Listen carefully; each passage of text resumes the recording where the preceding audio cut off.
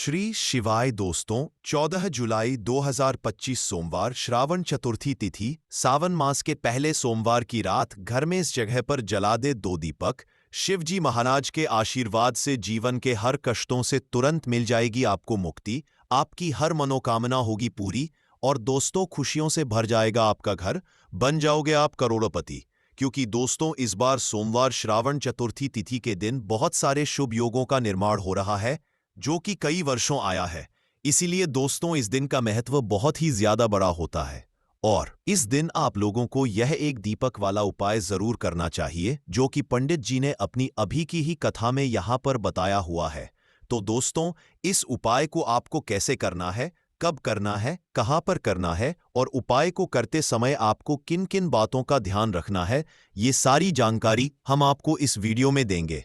तो चलिए दोस्तों वीडियो में आगे बढ़ते हैं। यह दिन इतना खास होता है, इतना महत्वपूर्ण होता है। देखा गया है कभी कभी बड़े बड़े पूजा पाठ अनुष्ठान से जो मनोकामना पूर्ण नहीं होती है, वह आज 14 जुलाई 2025 सोमवार श्रावण चतुर्थी तिथि के दिन एक छोटे से उपाय करने से ही आपकी सभी मनोकामना पूर्ण हो जाती है। और बहुत सारे लोगों ने इस उपाय को किया भी है और उनको इस उपाय को करने का फल भी जरूर मिला है। अगर आप लोग भी इस उपाय को आज 14 जुलाई 2020 सोमवार श्रावण चतुर्थी तिथि के दिन करना चाहते हैं तो आप इस उपाय को पहले अच्छे से समझ लेना, सुन लेना, उसके बाद करना। आपको इस उपाय का फल जरूर मिलेगा और इस उपाय को करने से आपके घर में चाहे किसी भी तरह की दुख और समस्या क्यों ना चल रही हो, आपको उसका कारण भी नहीं पता है कि दोस्तों ये समस्या किस कारण से चल रही है। उसका कुछ भी कारण हो सकता है, जैसे पितृदोष हो सकता है, शनि दोष हो सकता है या किसी भी तरह मंगल दोष भी हो सकता है और भी बहुत तरह के दोष होते हैं, कुछ भी हो सकता है। पर आपको इस उपाय को करने के लिए अपने दोष को पता लगाने की भी जरूरत नहीं है। आज 14 जुलाई 2025 सोमवार श्रावण चतुर्थी तिथि के दिन इस एक दीपक वाला उपाय आप लोगों को कर लेना है। दोस्तों अब हम समझते हैं इस वाले उपाय को हमें करना किस समय है। तो सबसे पहली बात दोस्तों हम समझते हैं कि यह एक दीपक वाला उपाय करना किसको है।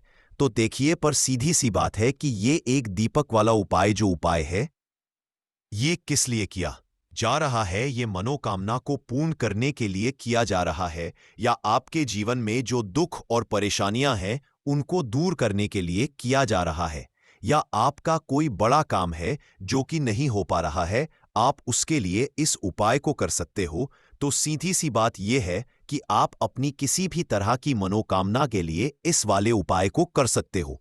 तो ये उपाय वह व्यक्ति कर सकता है जिस व्यक्ति को अपनी किसी भी तरह की मनोकामना भगवान शिव जी से पूर्ण करवानी हो। और अगर कोई भी माताएं बहनें जो है अपने घर की सुख और शांति के लिए, घर में धन समृद्धि को बढ़ाने के लिए वाला उपाय करना चाहती है, तो घर की जो बड़ी माताएं बहनें होंगी वह इस एक दीपक वाला उपाय को विशेष रूप से करें, क्योंकि माताएं बहनें घर की लक्ष्मी होती है और जब घर की कोई विशेष उपाय करती है तो उसका फल ही बहुत जल्दी मिल जाता है और बहुत बड़ा होकर मिलता है। अन्यथा इस उपाय को कोई भी व्यक्ति कर सकता है, चाहे वह बड़ा हो, चाहे वह छोटा हो, चाहे वह बच्चा हो। जिस व्यक्ति को यह एक दीपक वाला उपाय समझ आ गया वह व्यक्ति इस एक दीपक वाला उपाय को सोमवार श्रावण चतुर्थी तिथि के दिन जरूर करे, क्योंकि उसको इस उपाय को फल बहुत ही जल्दी मिल जाएगा। क्योंकि 14 जुलाई 2025 सोमवार श्रावण चतुर्थी तिथि के दिन माता लक्ष्मी जी बहुत आसानी से प्रसन्न हो जाती है। तो आइए अब हम समझते हैं कि इस एक दीपक वाला उपाय को आपको करना कैसे है और इस उपाय को करने का जो समय है वह क्या है।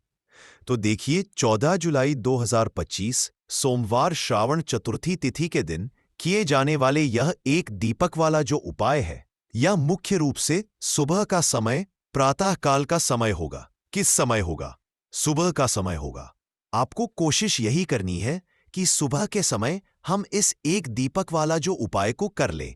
पर किसी कारणवश अगर आप सुबह को इस उपाय को ना कर पाओ, आपको कहीं काम से जाना हो या किसी और काम की वजह से आप उपाय को ना कर पाओ, तो आपके पास फिर दूसरा मौका रहेगा जो कि शाम के समय का रहेगा, प्रदोष काल का रहेगा।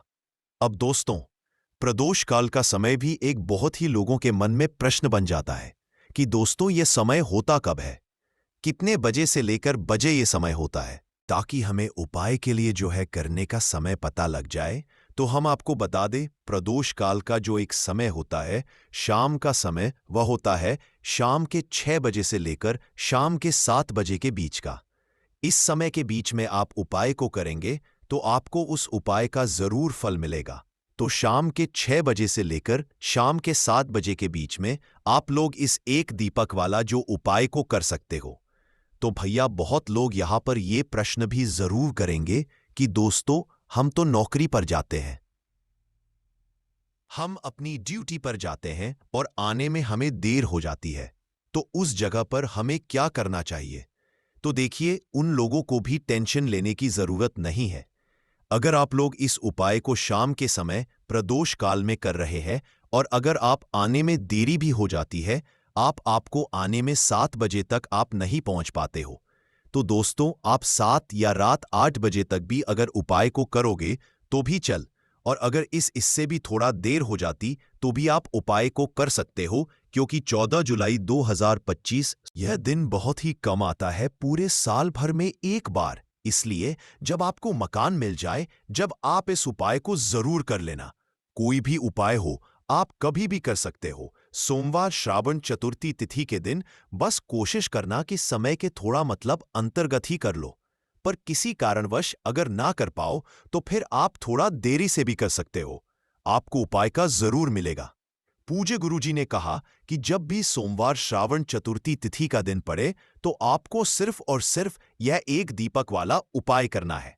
इससे आपके जीवन में अगर धन वैभव की समस्या चल रही है, अगर आप रुपए पैसों के लिए बहुत ज्यादा परेशान रहते हैं, आर्थिक तंगी चल रही है, कई बार आप प्रयास बहुत करते हैं, मेहनत बहुत करते हैं, परंतु आपको धन हासिल नहीं हो पाता है, आप मेहनत करने के बावजूद भी सफल नहीं हो पाते हैं, आप अपने व्यापार असफल हो जाते हैं, नौकरी करने के प्रयास में असफल हो जाते हैं, किसी भी कार्य में अगर आप असफल हो रहे हो या फिर आपको धन की हानि हो रही हो, तो गुरुजी ने कहा कि आपको यह छोटा सा उपाय इस श्रावण चतुर्थी तिथि में जरूर करना चाहिए। तो चलिए जानते हैं इस विशेष उपाय के बारे में, परंतु उससे पहले एक प्रार्थना। अगर आप समग्र ज्ञान चैनल पर नए हैं तो कृपया चैनल समग्र ज्ञान को सब्सक्राइब अवश्य कर ले।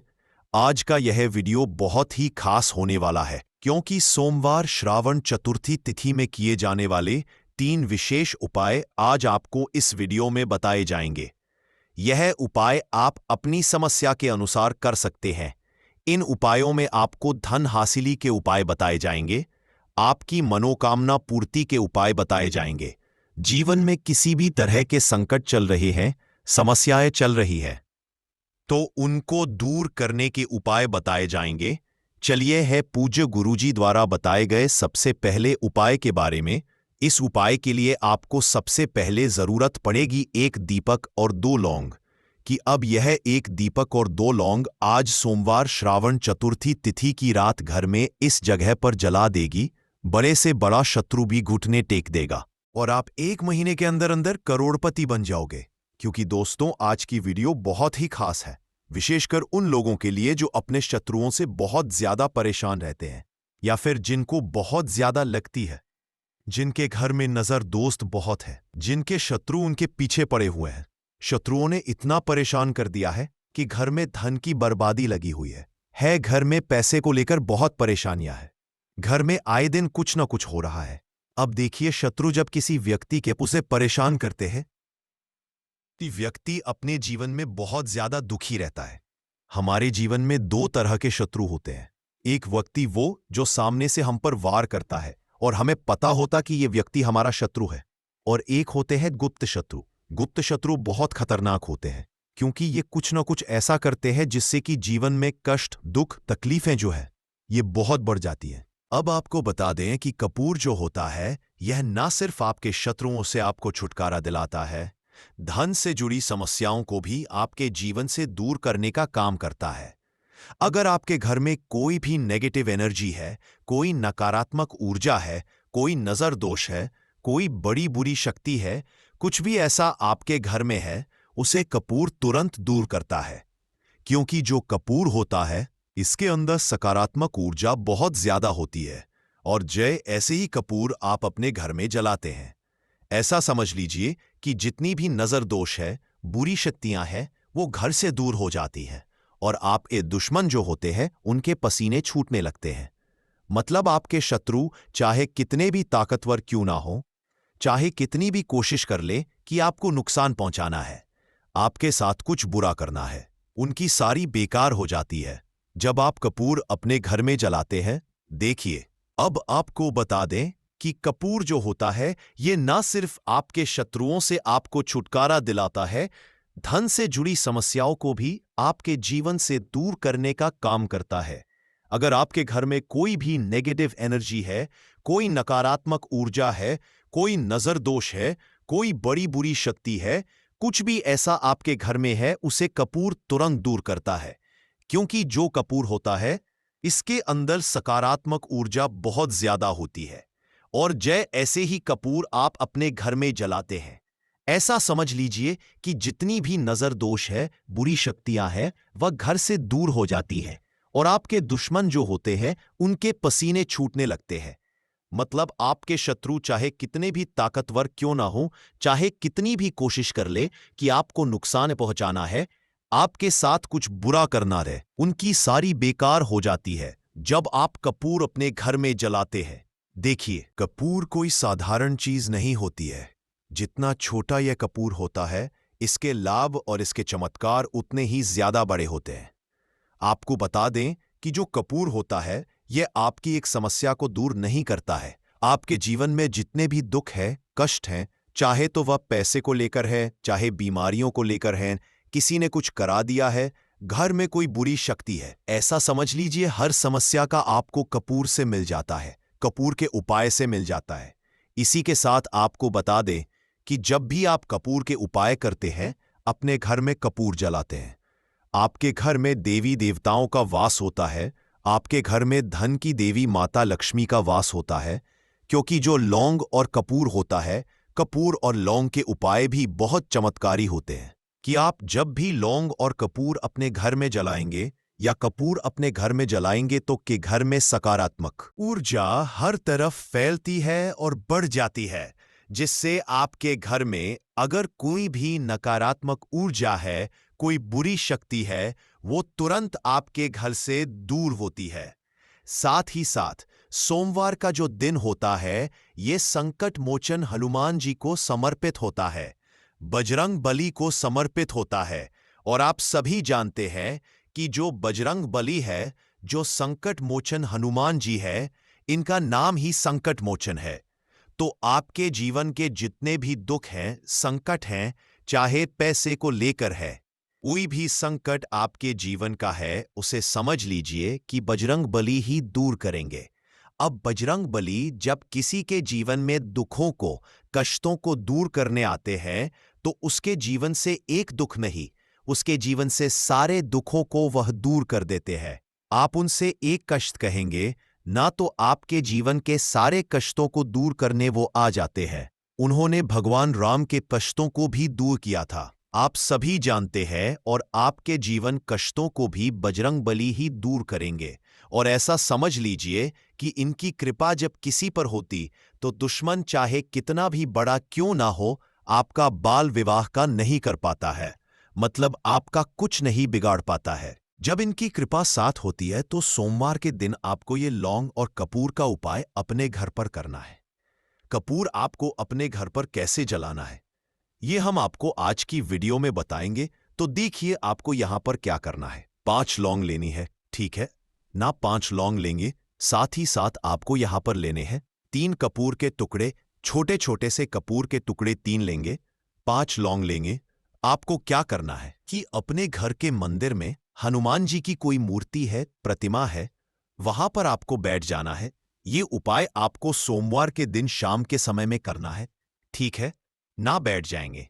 अब अगर आप हनुमान चालीसा का पाठ कर सकते हैं, तो हनुमान चालीसा का पाठ करेंगे और हनुमान चालीसा का पाठ अगर आप नहीं कर पा रहे हैं तो यहां पर आपको भगवान राम का नाम लेना है। 108 जय सीताराम, जय सीताराम, जय सीताराम आपको 108 बार बोलना है। 108 बार बोलने के बाद आपको क्या करना है कि सबसे पहले एक दीपक जलाना है देसी घी का भगवान राम की तस्वीर के आगे, और फिर आपको ये 5 लौंग और जो कपूर आपने 3 लिए हैं इनको आपको जला देना है। जलाने के बाद जो इसका धुआं होगा, कपूर का और लौंग का जो धुआं होगा, ये आपको अपने पूरे घर में फैलाना है। जितने भी कमरे हैं पहले हनुमान जी की आरती होंगे और फिर इस कपूर और लौंग के धुएं पूरे घर में फैला देंगे, जितने भी कमरे हैं सभी जगह पर। और फिर आपको लास्ट में घर के मंदिर में लाकर जो कपूर और लौंग है जला हुआ उसे रख देंगे। और संकट मोचन हनुमान जी से यहां पर आपको कहना है कि मेरा यह शत्रु है, मुझे इसमें बहुत परेशान कर दिया है, आपकी कृपा होगी तो मुझे मेरे शत्रु से छुटकारा जरूर मिलेगा।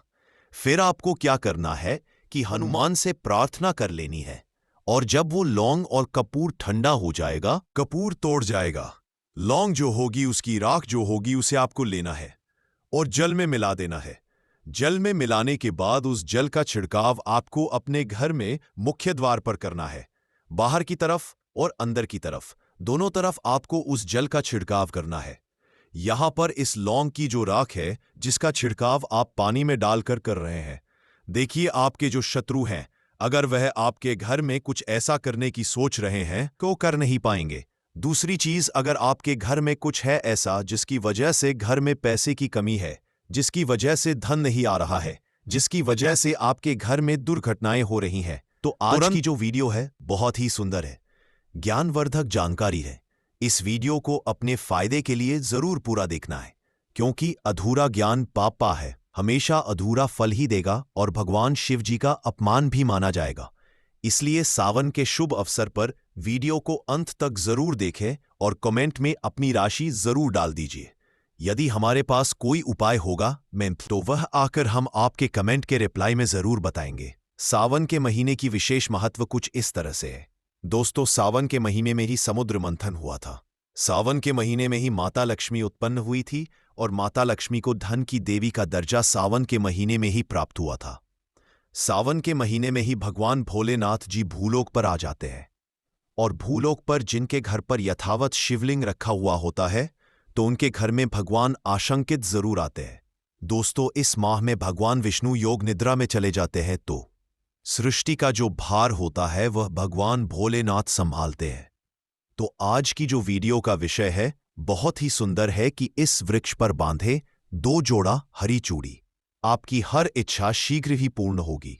और इस वृक्ष पर सावन में अगर हरी चूड़ी बांधते हैं तो आपकी सभी मनोकामना शीघ्र ही पूर्ण होगी ही होगी, और आपका आने वाला समय भी सुगमता पूर्वक से गुजरेगा। और कैसी भी आपके जीवन में जो परेशानी चल रही हो वह परेशानी भी समाप्त हो जाएगी। अच्छी चूड़ी सभी समुदाय के लोग पहनते हैं। हिंदू, मुस्लिम, सिख, ईसाई सभी लोग अपने हाथों में चूड़ियां अवश्य धारण करते हैं।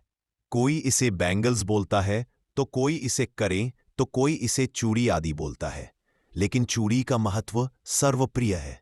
देवी देवताओं को अति आकर्षित करने वाली चूड़ियां मानी जाती हैं, खासकर माता रानी जो महिला चूड़ी पहनकर।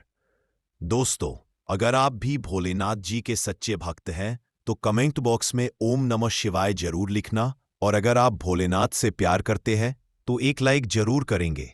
दोस्तों, भगवान भोलेनाथ जी को ये 3 वृक्ष अत्यंत प्रिय है और इस वृक्ष की पूजा करने से शिव पूजा करने का ही फल प्राप्त होता है।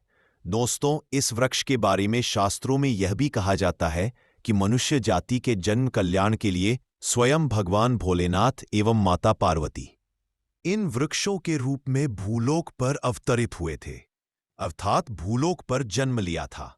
तो आइए इस वीडियो में जानते हैं सावन में हरी चूड़ी का महत्व। दोस्तों, हरा रंग सौभाग्य एवं उल्लास का प्रतीक माना जाता है, जो मन को शीघ्र ही आनंदित करता है। हरा रंग प्रकृति का वह स्वरूप है। हरा रंग प्रकृति का स्वरूप माना जाता है और माता पार्वती भी प्रकृति है एवं भोलेनाथ को पुरुष माना जाता है। दोस्तों, हरे रंग का उदाहरण कुछ इस तरह से है जैसे सावन में भगवान शिव जी को चढ़ाए जाने वाले बेलपत्र, धतूरा, भांग एवं दूब हरे रंग की होती है। दोस्तों, प्रकृति निर्माण करने वाले भगवान भोलेनाथ हरे रंग से अति शीघ्र ही प्रसन्न होते हैं। सावन में जो महिला हरे रंग की चूड़ी पहनती है, हरे वस्त्र धारण करती है, उन्हें अखंड सौभाग्य की प्राप्ति होती है। इसीलिए कहा जाता है जितनी भी माताएं बहनें हैं उन्हें पूरे सावन के महीने में हरे रंग की चूड़ी जरूर पहननी चाहिए, हरे वस्त्र जरूर धारण करने चाहिए। सावन के महीने में जो माताएं बहनें भगवान भोलेनाथ की पूजा करती है, शिव पुकारती है, ऐसी माता बहनों को हरे रंग के वस्त्र धारण करने चाहिए और भूलकर भी सावन के महीने में नीले और काले वस्त्र किसी भी महिला को कदापि नहीं पहनने चाहिए। ऐसा माना जाता है कि इस रंग के कपड़े पहनने से महिला के पति पर कष्ट आते हैं और उनके पति की आयु कम हो जाती है।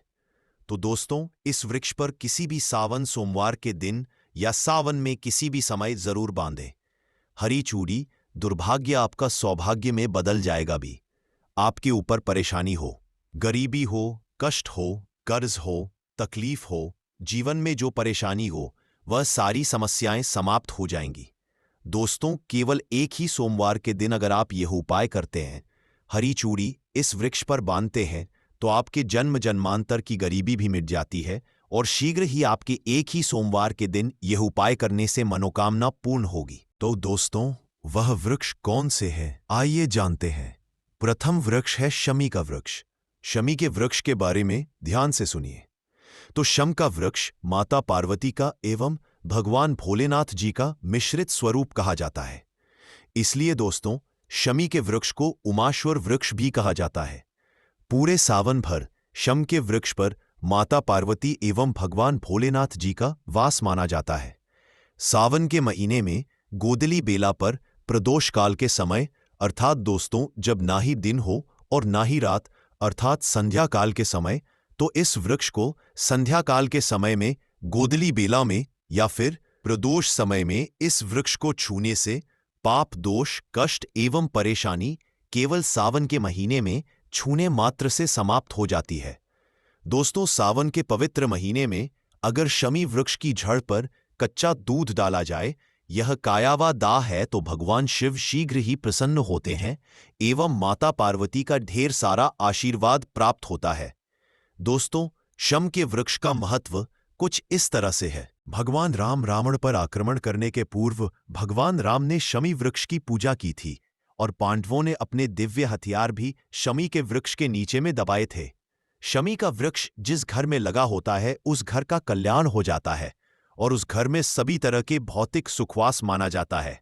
तो दोस्तों, सावन के किसी भी सोमवार के दिन शमी वृक्ष पर उमा महेश्वर का ध्यान करते हुए 2 जोड़ी हरी चूड़ी एवं हरे रंग का रिबन जरूर बांधना चाहिए, या फिर हरे कलर का जो भी आपको श्रृंगार आदि मिल जाए वह आपको जरूर बांधना चाहिए, जैसे कि हरे रंग की मेहंदी, हरे रंग की बिंदी आदि या हरी चूड़ियां जरूर बांधनी चाहिए।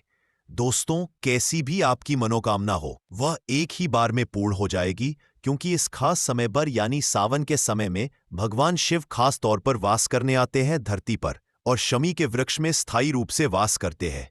शमी का वृक्ष छूने मात्र से आपकी मनोकामना शीघ्र ही पूर्ण हो जाएगी। पूरे सावन भर अगर शमी के पत्ते भोलेनाथ जी को उनकी पूजा में चढ़ाते हैं तो इससे अष्टलक्ष्मी आपके घर में वास करती है। आपके घर में कैसी भी गरीबी हो, दरिद्रता हो, दुख हो, पर सब समाप्त हो जाती है और पूर्ण रूप से आपके घर में भौतिक सुख आकर के निवास करने लगते हैं। दोस्तों, दूसरा वृक्ष है धतूरे का वृक्ष। धतूरे का वृक्ष भगवान भोलेनाथ जी के उग्र रूप काल भैरव के अंश से उत्पन्न हुआ है।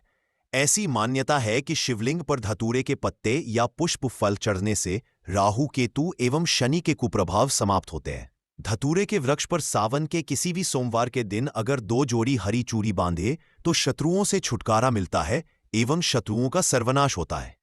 और दोस्तों, सावन सोमवार के दिन धतूरा का वृक्ष छूने मात्र से भगवान शिव आपके घर में दौड़े चले आएंगे।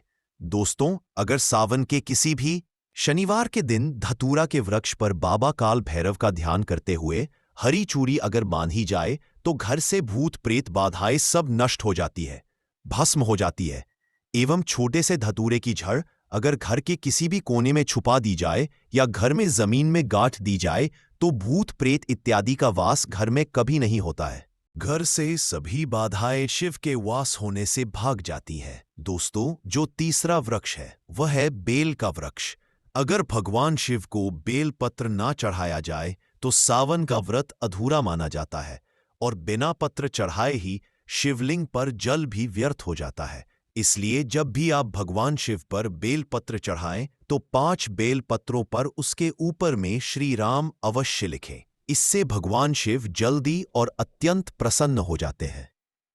दोस्तों, सावन में बेल वृक्ष छूने से कई तीर्थों का लाभ मिलता है। सावन में इस वृक्ष को क्यों छूना जरूरी है, आइए जानते हैं बेल वृक्ष की महिमा को। बेल का वृक्ष मैं आप लोगों को कई बार कई कथा में बता चुका हूं कि यह जो बेल का वृक्ष है माता पार्वती के स्वरूप कहा गया है। तो यह वृक्ष माता पार्वती के पसीने से उत्पन्न हुआ है। स्कंद पुराण में बहुत ही स्पष्ट तरीके से बताया गया है। इसके पत्ते में शिव और डाली में पार्वती, छड़ में ब्रह्मा एवं तन में विष्णु जी स्वयं रहते हैं। संध्या काल में ऐसा माना जाता है कि शिव मंदिर के समीप में जो बेल के वृक्ष है, इसके नीचे में अगर कोई भी व्यक्ति सावन में शाम के समय, वैसे तो इसे डेली जलाना चाहिए, लेकिन अगर सावन के पावन दिनों में शाम के समय अगर भगवान शंकर जी का कोई भी शिव मंदिर है तो उसके किनारे में जो कोई बेल का वृक्ष हो वहां पर बिल्कुल आप एक घी का दीपक जला दीजिए।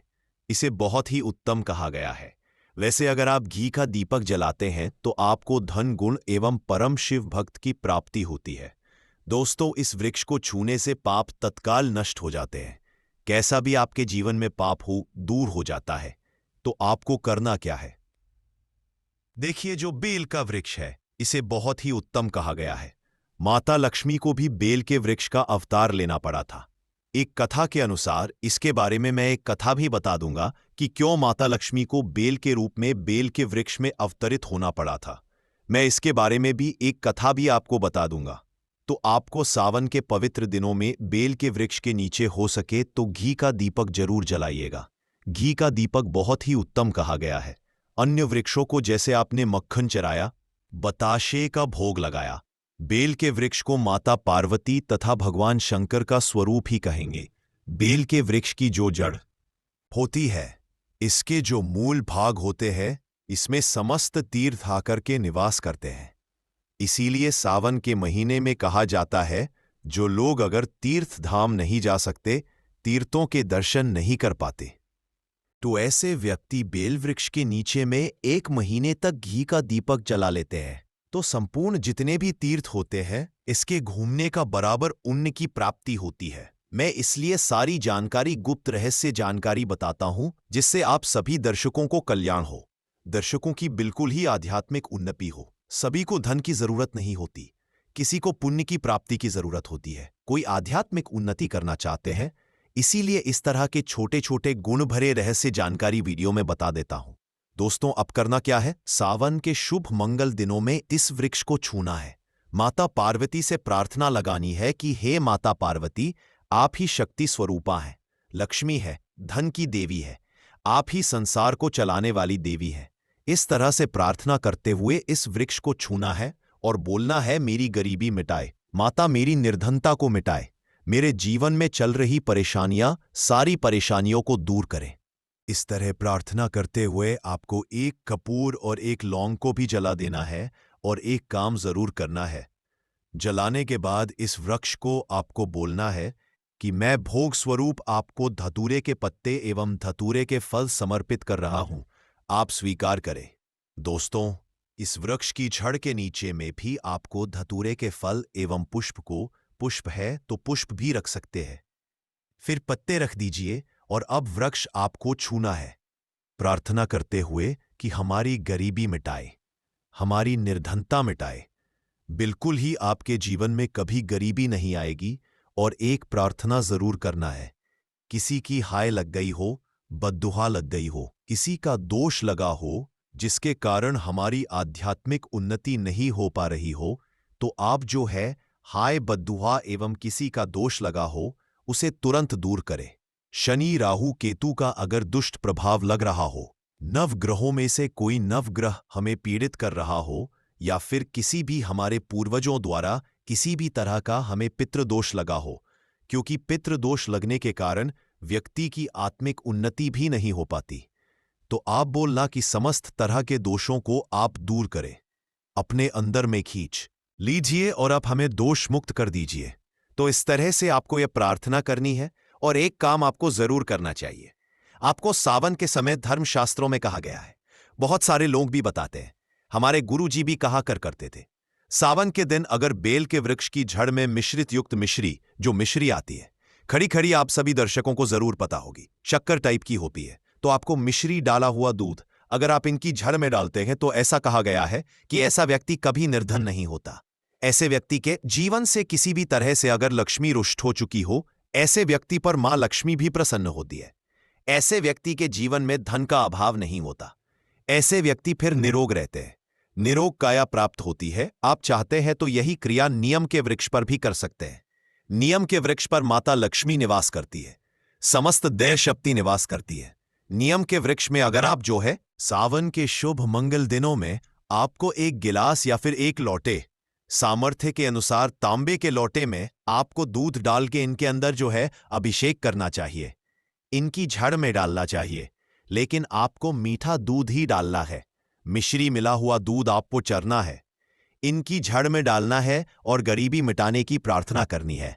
या फिर जिन लोगों पर कर्जे का भार है, वह लोग बोल सकते हैं कि हमारे कर्जे का भार दूर हो। वो जीवन में जो किसी भी तरह की जो परेशानी है, वो परेशानी भी बोल देना।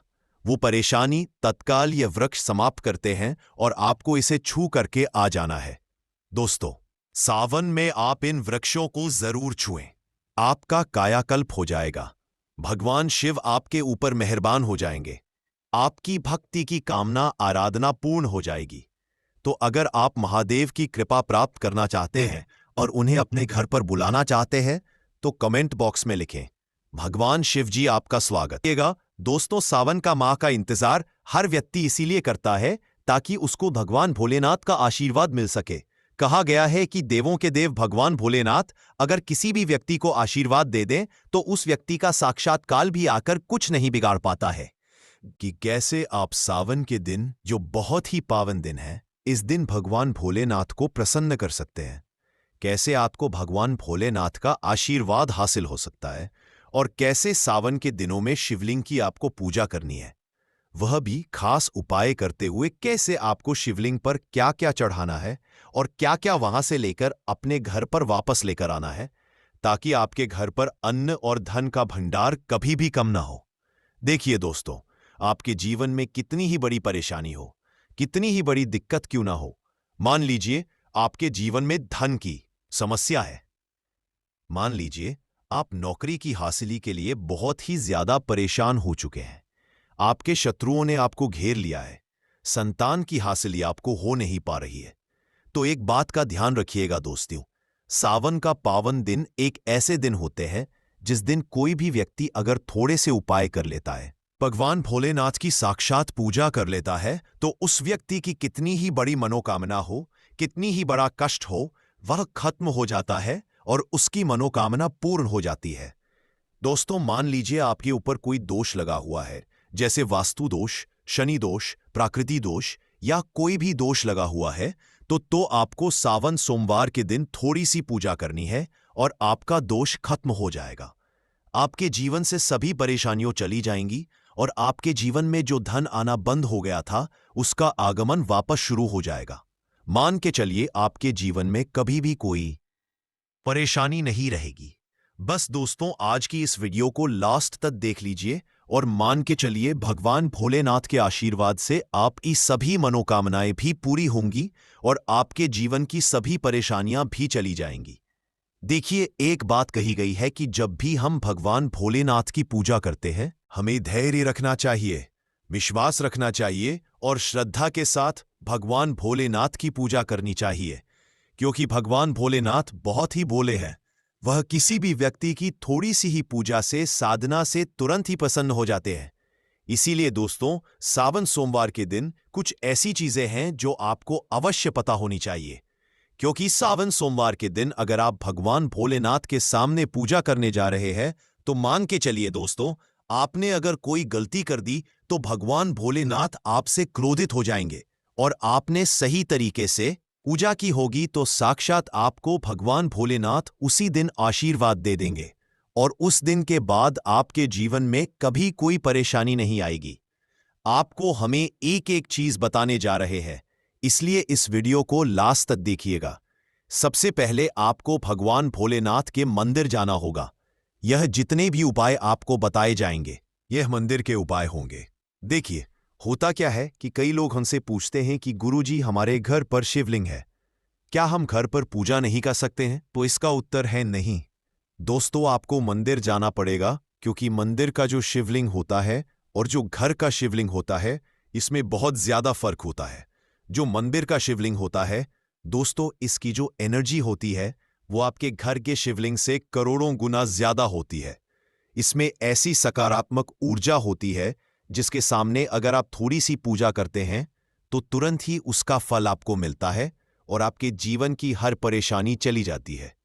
तो आपको जितने भी आज उपाय बताए जा रहे हैं आपके जीवन की परेशानी को खत्म करने के लिए, आपकी मनोकामना पूर्ति के लिए, उस उपाय के लिए तो आपको मंदिर जाना पड़ेगा। और सावन सोमवार का पर्व पड़ रहा है, वह आज दिन सोमवार को पड़ रहा है।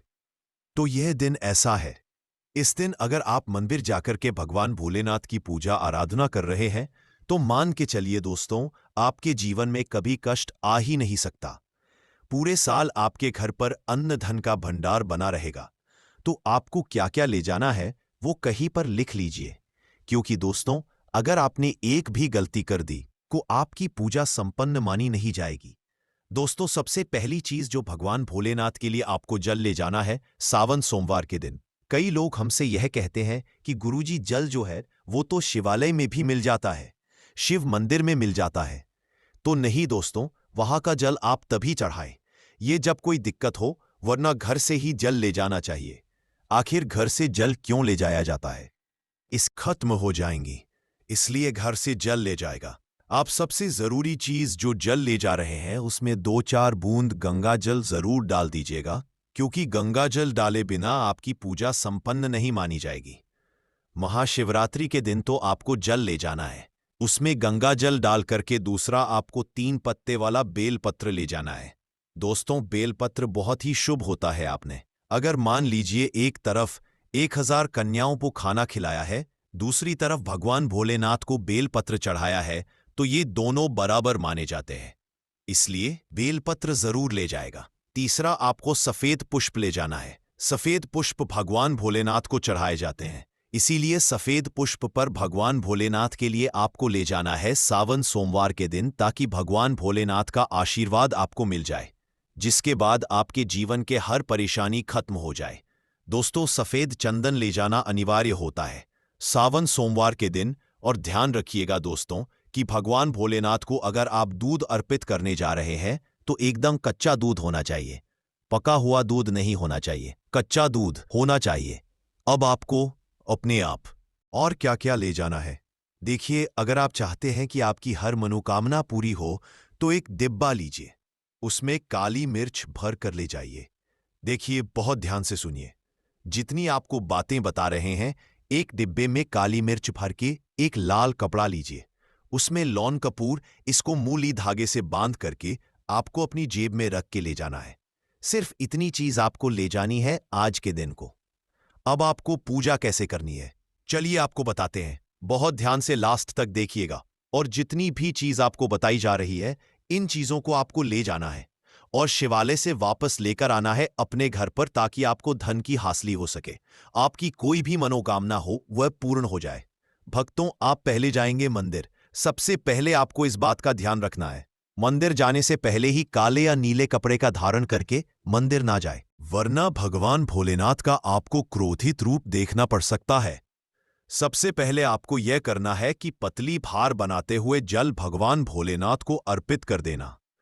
बहुत ध्यान से सुनिएगा भक्तों, पतली धार बनाते हुए भगवान भोलेनाथ को जल आपको अर्पित कर देना है। अब आपको यह करना है दोस्तों कि भगवान भोलेनाथ को चंदन लगाना है। चंदन लगाने के बाद भगवान भोलेनाथ पर 3 पत्ते वाला बेलपत्र रखना है। 3 पत्ते वाला बेलपत्र रखने के बाद आपको भगवान भोलेनाथ पर सफेद पुष्प अर्पित कर देना है। सिर्फ इतना आपको करना है। दूध अगर आप चढ़ाना चाहते हैं तो दूध भी आप चढ़ा सकते हैं। इतना बस आपको करना है। इतना करने के बाद आपको वहां पर खड़े होकर 108 बार बहुत ध्यान से सुनिएगा। 108 बार आपको ओम नमः शिवाय का जाप करना है। या तो आप 108 बार कर लीजिए या 108 बार कर लीजिए। यह 3 ऐसी चीज है जो आपको करनी है। इतना करना है। अब आपको क्या करना है? एक डिब्बा जो काली मिर्च का आप ले गए हैं, उस काली मिर्च के डिब्बे को आपको शिवालय के जो गिरता हुआ शिवधारा है, जो शिवलिंग से वहां पर पानी गिर रहा है, उसी शिवघरी के पानी से आपको छुआना है और अपनी जेब में वापस रख लेना है। ये जो लाल पोटली आप ले गए हैं बंद करके लॉन की, इसको भी छुआना है, वापस रख लेना है। अब आपको क्या करना है? जिस लोटे में पानी ले गए थे या जिस लोटे में भी आप दूध ले गए थे, उसमें आपको क्या करना है? आपको जो भगवान भोलेनाथ का पानी वहां पर गिर रहा है, भक्तों ध्यान रखिएगा, शिवलिंग की जो पानी नीचे गिर रहा है, उसी पानी का थोड़ा सा पानी अपने लोटे में ले लेना है। ध्यान रखिएगा, जो आपने लोटे में पानी भरकर ले गए हैं वह पानी वापस बचाना नहीं है। वह तो पूरा आपको भगवान भोलेनाथ को अर्पित कर देना। जो शिवलिंग से पानी गिर रहा है उस पानी को आपको अपने लोटे में वापस ले लेना है।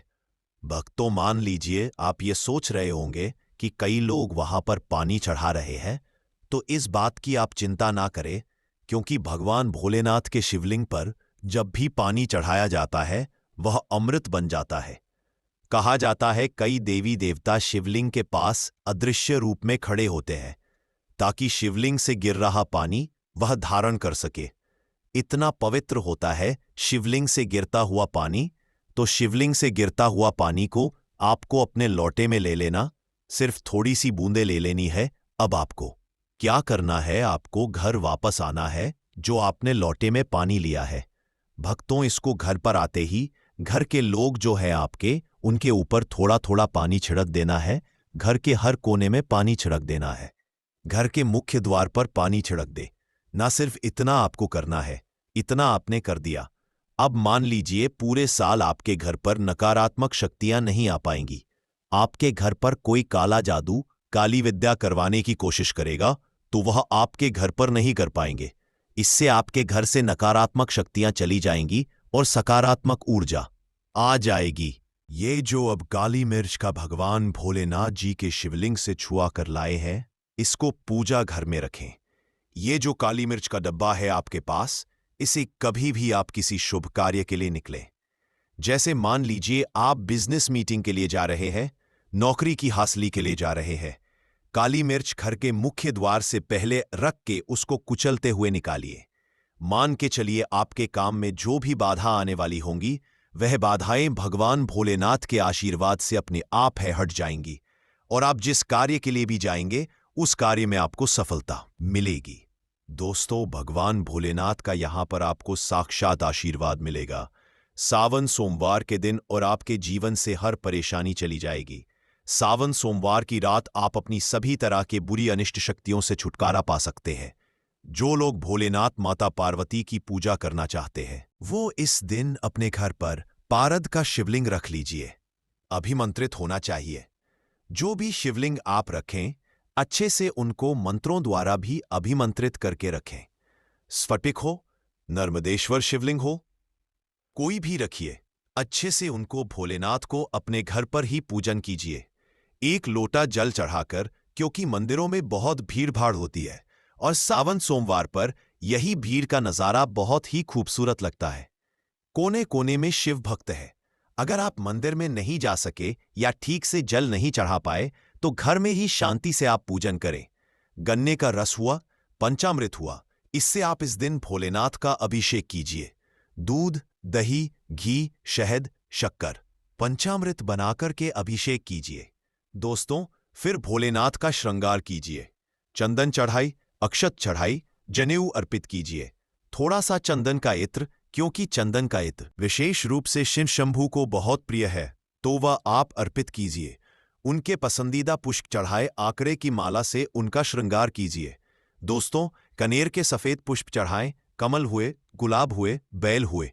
यह फूल उनको बहुत प्रिय है। यह अर्पित करें 5